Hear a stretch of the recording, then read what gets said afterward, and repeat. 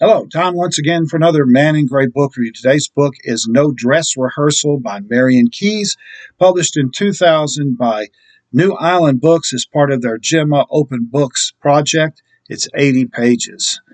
Gemma Open Books is an organization that publishes short books aimed at people who are learning, adults who are learning English as a second language. So the idea is to create a love for literacy, a love for literature in English for people that are learning English as a second language.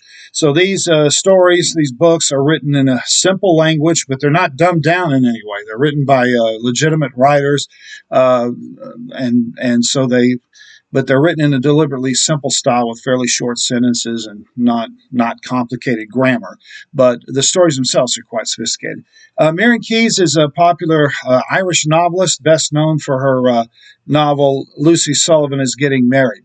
And in this story, it's basically a ghost story. It's a novella or long short story, and it's basically a ghost story. Lizzie is a woman in her mid-30s who's working in kind of a dead-end job that she's good at, but she doesn't particularly enjoy. She's living with her boyfriend. She wants to get married, but he's commitment phobic. He's not ready for marriage or children or anything like that. And one evening, late afternoon, when Lizzie is bicycling home from work, she's dodging in and out of traffic, or anxious to get home, and she hits a slick spot in the road, an oil leak, and her bicycle spins out of control, and she goes right into the path of an oncoming truck, which runs over her and kills her. But she doesn't realize that she's dead. She gets up, and she doesn't know why no one's paying attention to her. She tries to talk to people, and they don't listen to her. She gets on her bike and rides home. When she gets home, her boyfriend completely ignores her. And she gets really angry because she thinks he's ignoring her for some reason that they had a spat that morning, and she thinks he's still mad at her. And then eventually he gets a phone call, and he's shocked, and he bolts out of the apartment, and she doesn't know what's going on. She gets up the next day and goes to work, and she's puzzled that everybody at work seems like they're in shock. They're like staggering around. Some of them are crying, and she doesn't know why, and no one's paying attention to her again. When she tries to touch one of them, they shiver like they're freezing.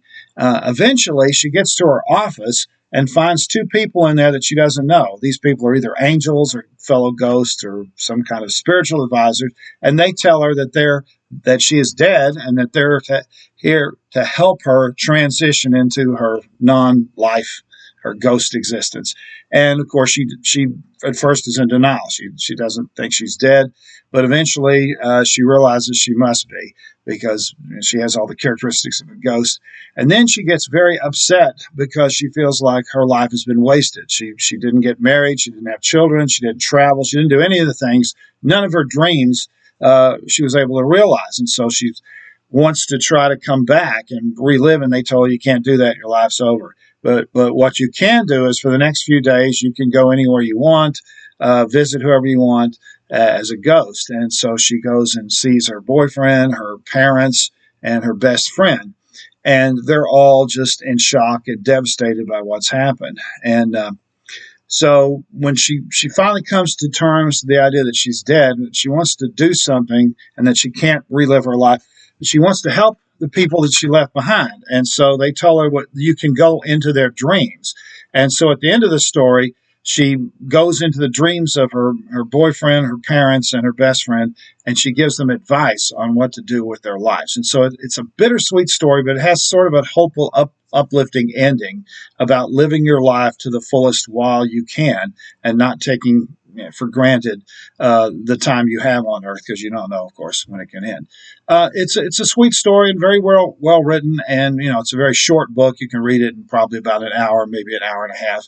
So if you're looking for kind of an offbeat ghost story, or an Irish, if you like Irish fiction, you might enjoy this book. The book is No Dress Rehearsal, and the author is Marian Keyes. This has been another Man in Gray book review. Thanks for watching.